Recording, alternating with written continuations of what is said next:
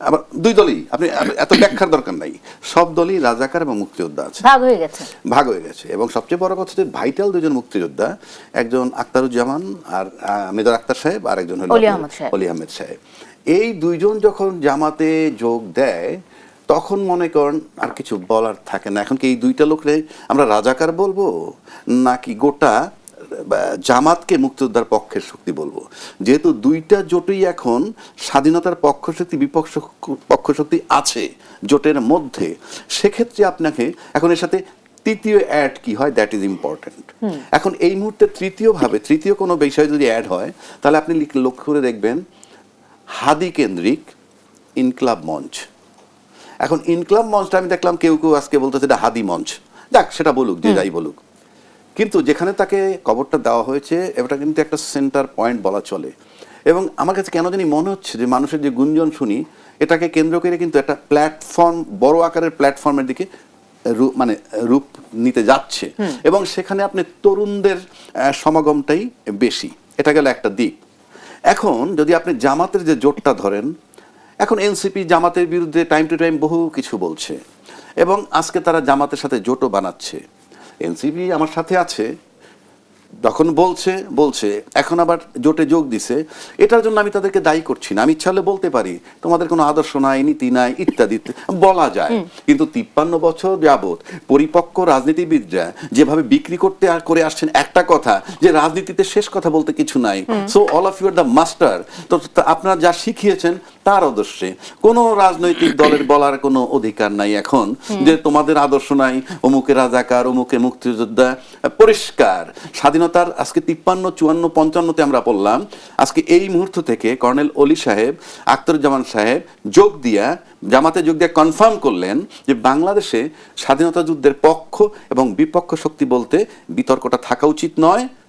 এক, দুই, এই দুইজন মুক্তিযোদ্ধা যে দল থেকে আসছে সেখানে থাকতে পারলো না কেন সেটাও কোশ্চেন মার্ক।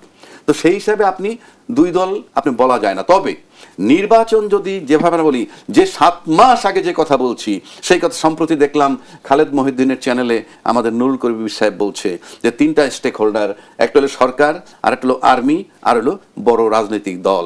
যদি বিএনপিকে এককভাবে ধরে আপনার সাথে নিলে আপনার জামাত আর এনসিপি, এই 3টে স্টেক হোল্ডার যদি একত্র হয় তাহলে দেশ নির্বাচনের দিকে যাবে।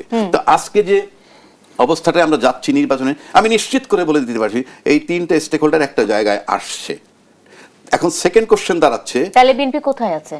না 3টে স্টেক হোল্ডার, মানে আমি যদি বিএনপিকে বাদ দেই, যদি আপনি বিএনপি স্টেক হোল্ডার থেকে সরে যায় তাহলে আপনি নির্বাচনে ঝামেলা হবে, নাও হতে পারে। আর যেহেতু এখন জামাত বিএনপি এনসিপি 3টা রাজনৈতিক দলের যদি একটা স্টেক হোল্ডার ধরেন তারা কিন্তু নির্বাচনমুখী হয়েছে। এখন ভিতরে কি সেটা আমি জানবো না, বাট প্রকাশ্যে বলতে তারা যেটা ব্যাখ্যা দিচ্ছে যে হাদির মৃত্যুর পর শহীদ ওসমান হাদির মৃত্যুর পরে আসলে তাদের মধ্যে এক ধরনের আশঙ্কা কাজ করছে, আতঙ্ক কাজ করছে, তারা একটা বড় বলয়ের মধ্যে যেতে চায়, নিজেদেরকে সেফ রাখতে চায়। মানে আমি মোহাম্মদ আলাউদ্দিন মোহাম্মদ, আমি আসলে আরো কয়েকজনের সাথে কথা বলে যেটা জানতে পেরেছি, মানে শুধু কি মৃত্যু ভয়ে আপনারা জামাতে ইসলামের সাথে যোগ দিবেন, এটা মানে এটা কি হয় আসলে? এটা না আপনাকেই পড়তেছি আমি আসলে প্রশ্নটা। আমি জনাব রাজ্জাকি, আপনি বলেন। এটা যদি আপনি বলেন মৃত্যু ভয়, ডেফিনেট মৃত্যু ভয় মানে কি, আপনি দিন শেষে মানুষ তার নিরাপত্তা খোঁজে। আপনি ফ্রম ডে ওয়ান এই ছেলেপেলেগুলো, ছেলেপেলে বললে মাইন্ড করবে না, ডে ওয়ান ছেলেপেলেগুলাকে আমরা কিন্তু অপদস্থ করেছি। নাবালক, আগ্রুম বাগরুম, তারপরে চাঁদাবাজ। হ্যাঁ, বাংলাদেশের রাজনীতিবিদদের চাঁদাবাজি, তার বয়স 53 বছর। কে কতটুকু করে সেটা অন্য হিসাব। চাঁদাবাজির বয়স 53 বছর। এক, পলিটিক্যাল পার্টি চাঁদাবাজি দিয়ে চলে, পলিটিক্যাল লিডাররা চাঁদাবাজি দিয়ে চলে। ব্যাংক লুট করার পর লুট করে বড় বড় বিজনেস ম্যাগনেটরা সেই টাকা রাজনীতিবিদদের পকেটে যায় এবং ওই বিজনেস ম্যাগনেট শেল্টার পায়। This is nothing new in Bangladesh. কিন্তু ফ্রম ডে ওয়ান যখন তাদেরকে অপদস্থ করছে তখন এখন একটা জিনিস বোঝা যাচ্ছে যে সবাই বোধহয় তাদের বিরুদ্ধে বক্তব্য রাখছেও যথেষ্ট। এখন ওটা যদি আপনি ধরেন সেই হিসাব করে যদি জামাতে যেয়ে থাকে তাদেরকে তো বিএনপিও নিতে পারতো। আমি যদি বিএনপির নেতা হইতাম, আমি বললে হয়তো তারা ভাববে তুমি কেডা। আমি বিএনপির নেতা হইলে ফ্রম ডে ওয়ান আমি রাষ্ট্রপতিকে অপারেশনের পক্ষে থাকতাম, ওদেরকে আমি গিলে ফেলতাম। হ্যাঁ, আমি কিন্তু ওদেরকে গিলে ফেলবো, হজম করবো, আন্দোলন করতে দিব না, কিন্তু রাষ্ট্রপতি অপারেশনের সাথে আমি থাকতাম। থাকার পর ওদেরকে সাথে আনতাম, ওদের আস্থা আসতো, তারপরে নির্বাচন করতাম, আমি যা হওয়ার তাই। বিএনপির সাথে তো আলোচনা হয়েছিল, চূড়ান্ত তো আসলে আসন ভাগাভাগি নিয়ে তো সেখানে আসন ভাগাভাগির বিষয়ে বিএনপি কেন নেয় নাই সেটা আমরা জানি না, সেটা বিএনপির ব্যাপার। কিন্তু বিএনপিতে তো আমরা দেখছি কুমিল্লায় নাকি আওয়ামী লীগের লোক যোগ দিছে, নেতাকর্মী কিছু যোগ দিছে। তাহলে আপনারা যদি লক্ষ্য করেন, জুলাই চেতনার বিরুদ্ধে যে আওয়ামী লীগ, এতে কোনো সন্দেহ নাই। আর একটা দল বিরুদ্ধে না পক্ষে সেটা আমি জানি না, কিন্তু আওয়ামী লীগ তো বিরুদ্ধে, কারণ আওয়ামী লীগকে সরানো হয়েছে। তাই সেই আওয়ামী লীগের যদি কেউ আশ্রয় দেয়, তো ন্যাচারালি তো একটা সন্দেহের জায়গা তৈরি হয় যে আমরা যাদেরকে তাড়াইলাম, তাদেরকে যারা আশ্রয় দেয় তারা আমাদের পক্ষের কিনা। সে কারণে মন্দের ভালো যদি হিসাব করে যেয়ে থাকে, আর জামাত যদি তাদের সাথে জোট করে থাকে, ওই যে বললাম আপনার স্বাধীনতার পক্ষ বিপক্ষ শক্তি ম্লান হয়ে গেছে এই কর্নেল ওলি এবং আক্তার যখন যোগ দেওয়ার পর, সেক্ষেত্রে যদি এনসিপি তাদের সাথে জোট করে, তাহলে অন্তত একটা জিনিস বোঝা যায় যে যারা জুলাই চেতনা ধারণ করে তাদেরকে যারা আশ্রয় দিবে, তারা প্রাথমিকভাবে ধরে নিতে পারে যে তারা হয়তো জুলাই চেতনা ধারণ করে। এখন তারাও যদি মুরব্বী গোছর হয় এবং সময়ের ব্যবধানে যদি তাদেরকে গিলে খেয়ে ফেলে থাকে, সেটা অন্য প্রশ্ন। আমি সেখানে যাচ্ছি। একটা আশঙ্কার কথা থেকে যে গত মানে মুক্তিযুদ্ধের কথা যদি আমরা বলি, মুক্তিযুদ্ধ ৭১-এর মুক্তিযুদ্ধের মাধ্যমে বাংলাদেশের জন্ম হয়েছে, এটা তো একেবারে কখনোই অস্বীকার করা যাবে না। সেই মুক্তিযুদ্ধ নিয়ে জামায়াতে ইসলামীর বরাবর নানা রকম একটা কখনোই পরিষ্কার অবস্থান ছিল না। সেইখানে সেই মুক্তিযুদ্ধকে যারা এখন পর্যন্ত স্বীকার করতে পারে না, তারা জুলাইকে স্বীকার করবে, জুলাইকে স্বীকৃতি দিবে শুধুমাত্র একটা সনদে স্বাক্ষর করেছে বলেই। এই গ্যারান্টি আসলে আলাউদ্দিন মোহাম্মদরা কোথায় থেকে পেল? একটা বিরতির পরে সেই প্রশ্নটা থাকলো আপনাদের কাছে। একটা বিরতি নিচ্ছি। আর কাবেল নিবেদিতদের সন্ধ্যার সঙ্গে থাকুন, ফিরছি করে। বিরতির পর স্বাগত আরেকবার। দেখছেন আর কাবেল নিবেদিতদের সন্ধ্যা। আমি সোনিয়া হক আপনাদের সাথে আছি এবং আলোচনা করছি নির্বাচন জোট, নীতি ও আদর্শ এই বিষয়গুলো নিয়ে। আমি ছোট্ট কতগুলো মন্তব্য দিয়ে শুরু করতে চাই এবং প্রথম প্রশ্নটা আলাউদ্দিন মোহাম্মদ আপনার কাছেই থাকবে। সেটি হলো যে 5 আগস্ট পরবর্তী সময়ে আমরা বিভিন্ন এনসিপির বিভিন্ন নেতাদের মুখ থেকে অনেক কথা শুনেছি জামাত প্রসঙ্গে। প্রথম প্রসঙ্গটি বলতেছেন নাসিরউদ্দিন পাটোয়ারি। তিনি বলছেন, জামাতকে বলবো ভণ্ডামি বাদ দেন, আপনাদের মনে এক, অন্তরে আর এক। হান্নান মাসুদ বলছেন, জামাতের কার্যক্রম এরশাদের মতো। অন্যদিকে আমি যদি বলি জামাত কি কোনো ইসলামী দল, তা সঠিকভাবে জানি না এবং মনেও হয় না, এটা বলছেন হাসনাত আব্দুল্লাহ। এবং জামাত ইসলামিক দল নয়, জঙ্গি সংগঠন বলছেন সারোয়ার তুষার। সর্বশেষ জনাব নাহিদ ইসলাম বলছেন, জামায়াতে ইসলামীর পিআর পদ্ধতির আন্দোলন পরিকল্পিত রাজনৈতিক প্রতারণা। আপনাদের মানে এনসিপির একটা বড় স্লোগান ছিল ক্ষমতা না জনতা, জনতা। আমরা দেখতে পাচ্ছি এখন রাজপথ না সংসদ, অর্থাৎ ক্ষমতায় হচ্ছে এখানে মূল কেন্দ্র। আপনারা ক্ষমতার কাছে বিক্রি হয়ে গেছেন, এটা অনেকে মন্তব্য করছে। আলাউদ্দিন মোহাম্মদ, আপনার মন্তব্য জানতে চাই। ক্ষমতা না জনতা, জনতা না রাজপথ, রাজপথ এক্স্যাক্টলি না। তো জনতা না গেলে রাজপথ কি? এট দ্য এন্ড তো জনতাই। সংসদ মুখ্য হয়ে গেছে, আপনাদের কাছে ক্ষমতাটা মুখ্য হয়ে গেছে। আমরা ডেমোক্রেসি চাই, আমরা সংসদ ছাড়া আমরা কি চাইবো বলেন? আমরা বলবো যে আমরা সংসদে যাব না, রাস্তায় থাকবো? আমরা কি অগণতান্ত্রিক শক্তির মতো বলবো যে আমরা সংসদে বিশ্বাস করি না? দাঁড়াতো, তাহলে তারা সংসদে যেতে পারবে না, এটা আপনার কেন মনে হলো? দেখেন, বিষয়টা হলো যে আপনি বলছেন যে বাবা সাঁতার কাটতে যাও, ভাইও বলছেন যে সাঁতার কাটতে যাও, কিন্তু দেখা যায় আমি সাঁতার কাটতে নেমে দেখলাম যে আমি ডুবে যাচ্ছি। তারপর আপনারা সবাই বলছেন না, উঠতে পারবে, তুমি একা সাঁতার কাটতে হবে। আপনি কোনো ভাষার জন্য কিছু দিলেনও না, আপনি বলছেন সাঁতার কেটে যেতে হবে। এখন যে সাঁতার কাটবে, কেন মনে হচ্ছিল আপনারা ডুবে যাচ্ছেন? মানে এই যে হঠাৎ করে যে সিদ্ধান্তটা, আমরা যদি একটু ছোট্টখানে পর্যবেক্ষণ করি, তাহলে দেখি যে জনাব তারেক রহমান দেশে ফেরার পর আসলে এই জোটটা গঠিত হলো, নাকি এটা আগে থেকেই কৌশল বা এক ধরনের পরিকল্পনা হিসেবে আপনাদের ভেতরেই ছিল? প্রথমত আমরা বারবার চেষ্টা করেছি একা সাঁতার কাটতে। আমরা চেষ্টা করেছি যে স্বতন্ত্রভাবে নির্বাচন করতে, স্বতন্ত্রভাবে রাজনীতি করতে। স্বতন্ত্রভাবে এখনো রাজনীতি করছি, কিন্তু নির্বাচনটা আসলে এটা স্বতন্ত্র আর অস্বতন্ত্র বিষয় না। নির্বাচনটা সিম্পল, যে 300 আসনে আপনার প্রার্থী আছে, 300 আসনে আপনি জামানত হারাবেন। এই টকশোতে আপনি এসে আমাকে আবার বলবেন যে আপনি তো জামানত হারিয়েছেন, 300 আসনে কেন হারিয়েছেন? 12.5% ভোট লাগে টোটাল কাস্টেড ভোটের। 12.5% ভোট যদি আপনি সবগুলো আসনে যদি আমি জামানত টিকে রাখতে চাই, উচ্চ কক্ষে আমার 12.5টা মানে 12 জনের প্লাস আপনার আসন থাকবে। এইরকম একটা অবস্থা দেখেন বাংলাদেশের যে রাজনীতি, এই রাজনীতিতে আমরা দেখছি যে আমরা ভেবেছিলাম যে নির্বাচন হয়তোবা যে আরপিও সংশোধন হচ্ছে, যেটা আপনার যে প্রার্থী প্রতি 10 টাকা, এই 10 টাকার মধ্যে খরচ সীমিত থাকবে এবং নির্বাচন কমিশন খুব স্ট্রং একটা কমিশন হবে। তারা প্রার্থীর উপরে, তারা নির্বাচন মানে যে কোনো দলের উপরে তারা তাদের আইনগুলো প্রয়োগ করতে পারবে। আপনি কি এখন পর্যন্ত দেখেছেন যে এই যে নির্বাচনের তফসিলের পর জনসমাবেশ নিষিদ্ধ না? ঢাকায় কতগুলো জনসমাবেশ হচ্ছে এবং প্রতিদিন হচ্ছে বলেন আপনি নির্বাচন কমিশন না করতে পারছে কোনো প্রার্থীর নির্বাচন কমিশনকে যখন ডাক্তার তাসনিম জারারা ফেসবুকে স্ট্যাটাস দিয়ে যখন ফান্ড কালেক্টিং বা ক্রাউড ফান্ডিং এর যে বিষয়টা আনলো নতুন করে, তখনও তো নির্বাচন কমিশন বাধা দেয়নি, বাধা দিয়েছে কি? না না, আপনাদের কোনো কর্মকাণ্ডেও তো বাধা দেয় নাই। দেখেন বিষয়টা তো আমাদের কর্মকাণ্ডে বাধা দেওয়া না। হ্যাঁ, তাইলে আপনারা বিলীন হয়ে যাচ্ছেন বা আপনারা তলিয়ে যাচ্ছেন, এটা কেন মনে করছেন? বাধাটা কে দেবে? আপনি যে আপনার সম্পদ আপনি ঘরে নিয়ে বসে আছেন, আপনি কি পুলিশ এসে বলবে যে আপনি বসে আছেন কেন, আপনি দাঁড়ান দৌড়ান? যে আপনার সম্পদ চুরি করতে আসছে আপনি বাধা দিবেন তাকে? যে আইন ভঙ্গ করছে, আপনাদের 5 আগস্টের পরে যে আত্মবিশ্বাস ছিল, যে আইন ভঙ্গ করছে তাকে বাধা দিবে। আপনি ঢাকা শহরের প্রতিটা অলিতে গলিতে একটি রাজনৈতিক দলের প্রধান এবং একই সাথে সংসদ আসনের প্রার্থীর পোস্টার, ব্যানার, লিফলেট, ফেস্টুনে ছেয়ে গিয়েছে। নির্বাচন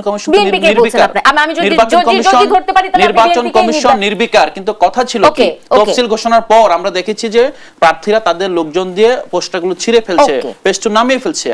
আপনি গ্রাউন্ডটা বুঝেন, গ্রাউন্ডটা হলো যেই পেশি শক্তি নির্বাচনকে নিয়ন্ত্রণ করে বাংলাদেশে, এই পেশি শক্তির ব্যবহার তো বন্ধ হয় না। আমরা তো ভেবেছিলাম যে এই পেশি শক্তির ব্যবহার বন্ধ হয়ে যাবে, আমাদেরকে বারবার বলা হচ্ছিল আপনাদেরকে নতুন করে একটা পেশি শক্তির সাথে আপনাদেরকে যুক্ত হতে হবে, যেহেতু আপনারা দুর্বল।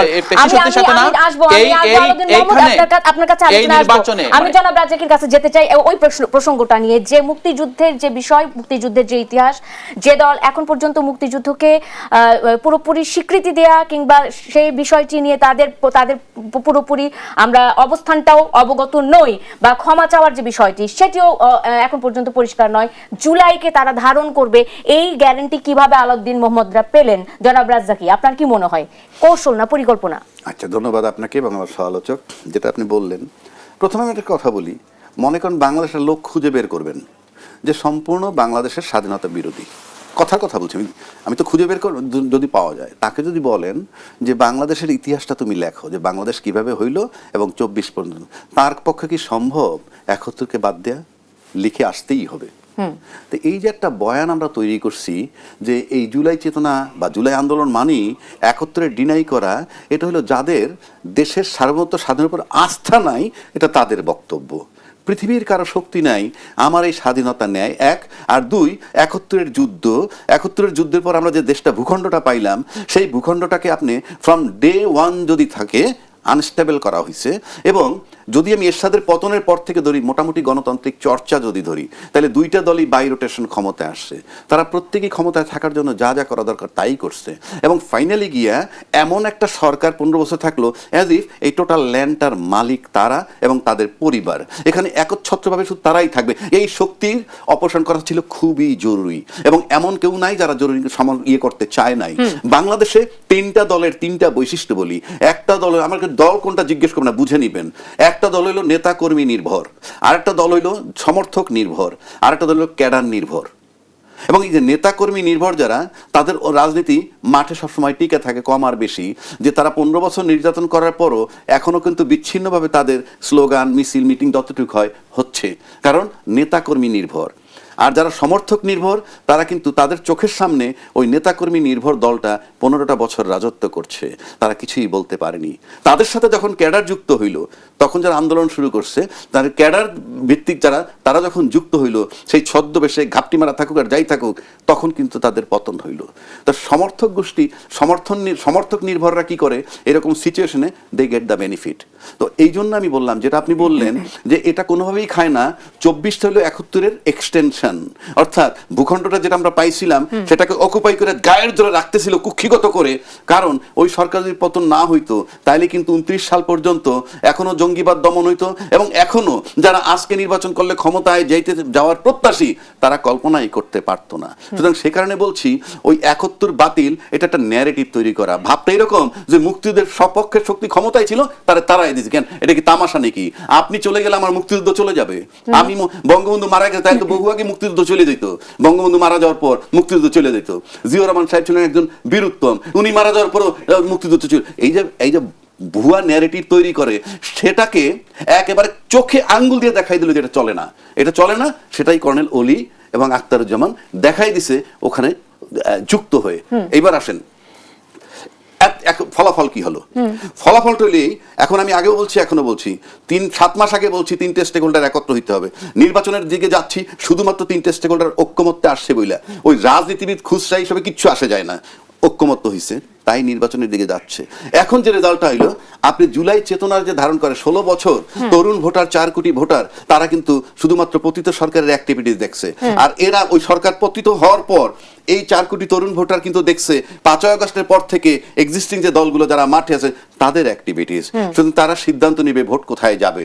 এখন ভোট যদি আপনি নিশ্চিত করেন, মানে সুন্দর একটা ভোটের আয়োজন করতে পারেন, আমি নিশ্চিত করে বলে দিচ্ছি কেউ ইনশিওর করতে পারবে না কে ক্ষমতায় যাচ্ছে। একটা বিরতি নেই, ফিরছি আর কাবিল নিবেদিত দেশ সন্ধ্যার সঙ্গে থাকুন, ফিরছি করি। বিরতির পর স্বাগত আরেকবার, দেখছেন আর কাবিল নিবেদিত দেশ সন্ধ্যা। সোনিয়া হক আপনাদের সাথে আছি। নির্বাচন জোট, নীতি ও আদর্শ নিয়ে কথা বলছিলাম, আলোচনায় ফিরতে চাই এবং শুরুটাই আসলে আমি করতে চাই আলাউদ্দিন মোহাম্মদ। একটু আগে আমরা দেখলাম যে জনাব আসিফ মাহমুদ সজীব ভুঁইয়াও এনসিপিতে যোগ দিলেন এবং তাকে একটি দায়িত্ব দেওয়া হয়েছে, দলের বড় একটি দায়িত্ব দেওয়া হয়েছে। আমরা যদি একটু গত কয়েকদিনের এনসিপির বিভিন্ন সময়ে বিভিন্ন নেত্রীদের পদত্যাগের বিষয়টি নিয়ে একটু যদি আপনার কাছে জানতে চাই, দলীয় নেতাদের পদত্যাগ দলে প্রভাব ফেলবে কিনা এই প্রশ্ন করা হয়েছিল আক্তার হোসেনের কাছে। তিনি বলছেন যে এনসিপি শুরু থেকে অনেকেই আমাদের সঙ্গে দলে যুক্ত হয়েছেন, হয়তো অনেকে পদত্যাগও করেছেন। যে ব্যক্তির যে সিদ্ধান্ত, সেই সিদ্ধান্তকে আমরা অবশ্যই শ্রদ্ধা করি। একই সাথে আমরা মনে করি অতীতেও আমাদের দল থেকে 2-1 বিচ্ছিন্নভাবে পদত্যাগ করেছিল, সে সময়ও আশঙ্কার কথা বলা হয়েছিল।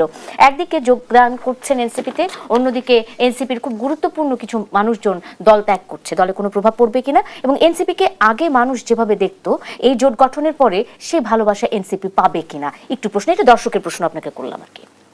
প্রথমত আপনার আজকে আসিফ মাহমুদের এনসিপিতে জয়েন করা আমাদের জন্য খুবই আনন্দের, কারণ আসিফ মাহমুদ গণঅভ্যুত্থানের পোস্টার বয় ছিলেন। গণঅভ্যুত্থানে আপনি দেখেছেন যে আমরা কোটা সংস্কার আন্দোলন থেকে শুরু করে যেভাবে এইটা আন্দোলন দানা বেঁধেছিল, তাকে সেখানে তো ঐতিহাসিক ভূমিকা ছিল। তাকে সম্মানিত করা এবং তাকে এই তরুণদের রাজনৈতিক দল অন্তর্ভুক্ত করা, এটা আমাদের জন্য সত্যিকার অর্থে একটি আনন্দের এবং আমরা প্রত্যাশা করি তার এই অন্তর্ভুক্তি দলকে আরও সংহত করবে এবং জুলাই গণঅভ্যুত্থানের যে অসমাপ্ত যেই প্রত্যাশা, যেই জায়গা আমরা এখনো সাফার করছি, সেই জায়গাগুলোতে অবদান রাখতে পারবে। রাজনৈতিক দল হিসেবে একটি প্রতিষ্ঠান, রাজনৈতিক দল তো মূলত একটি প্রতিষ্ঠান, তো প্রতিষ্ঠান সৃষ্টির সময় সবাইকেই প্রতিষ্ঠানের মূল্যবোধ অথবা প্রতিষ্ঠানটা কি ভ্যালুজ নিয়ে এগিয়ে যাবে বোঝানো সম্ভব হয় না। আর অভ্যুত্থানের পরে যে বাস্তবতাটা ছিল, তখন আসলে আপনি দেখেছেন যে একই সাথে নিকাব পরা নারী যেভাবে হল থেকে বের হয়ে আসছে, তার সাথে আপনার প্যান্ট ফতোয়া পরা একজন নারীও বের হয়ে আসছেন, তাদের মধ্যে কোনো ভেদাভেদ ছিল না। তো ওই সময়ের মধ্যে যে একটা ঐক্য তৈরি হয়েছিল, ওইটার প্রেক্ষাপটে কিন্তু দল তৈরি হয়েছে। কিন্তু ভেদাভেদ যে ওই সময় ছিল না, কিন্তু তাদের মধ্যে যে ভেদাভেদ একেবারে ঘুচে গিয়েছে অথবা নাই তা কিন্তু না, ভেদাভেদটা জাতীয় প্রয়োজনে কমে এসেছিল। এনসিপিও এমন একটা জায়গা তৈরি করেছে যেখানে এই ভেদাভেদটা জাতীয় প্রয়োজনে অনেকটাই কমে এসেছে। এনসিপিতে আপনি বিভিন্ন আপনার শ্রেণী, পেশা, আদর্শ এবং আপনার মতাদর্শের মানুষ পাবেন, কিন্তু মূল জায়গাটা হলো যে এখনো অনেকে আছেন যারা সত্যিকার অর্থেই মানে এই যে সহাবস্থানের রাজনীতি অথবা সবাই মিলে যে বাংলাদেশপন্থী একটা শক্তি তৈরি করা, সেটাতে আসলে এখনো আমরা বিশ্বাস করি তাদের আকাঙ্ক্ষা আছে, তাদের স্পিরিট আছে, কিন্তু একই সাথে এটা টিম হিসেবে কাজ করার জন্য যে অ্যাকোমোডেশনের ব্যাপার আছে, এটাতে আমরা এখন ট্রায়াল এন্ড এররের মধ্যে দিয়ে যাচ্ছি। বাট আমরা খুবই আন্তরিক এবং আমরা যারাই কোনো না কোনো ভাবে আমাদের সাথে এখন থাকতে পারছেন না, আমরা বিশ্বাস করি তারা যেখানে যাবেন তারা ভালো থাকবেন, তাদের যে স্পিরিট বজায় রাখবেন এবং আমাদের সাথে তাদের কমরেডশিপ অব্যাহত থাকবে। অসংখ্য ধন্যবাদ আলাউদ্দিন মোহাম্মদ। আমি চলে যেতে চাই অ্যাডভোকেট আবু হেনা রাজাকি, আপনার কাছে কি ফলাফল দাঁড়ালো শেষ পর্যন্ত, সেই বিষয়টি নিয়ে আপনি কথা বলছিলেন। বিরতিতে যাবার আগে আমি অন্য কোনো প্রশ্ন তো আপনাকে করতে চাই না। ভেরি সিম্পল, আমি যেটা বলতে চাচ্ছিলাম, 1 নম্বর, জামাতকে নিয়ে সব দলই জোট বানাইছে, জোট বানায় ক্ষমতায় গেছে, জোট বানায় আন্দোলন করছে, এবং জামাতের সাথে যে এনসিপি যুক্ত হয়েছে, এই বিতর্কটা অবান্তর, কারণ কোনো রাইট নেই। তখন এত কথা হতো না, এখন এত কথা হচ্ছে কেন? আপনি মুক্তিযুদ্ধের বিপক্ষ শক্তি, তার বিচার করছেন, বিচারের 5 জনের 10 জনের ফাঁসি দিয়েছেন, বাকিদেরকে দিতে পারেন নাই, এই দায় দায়িত্ব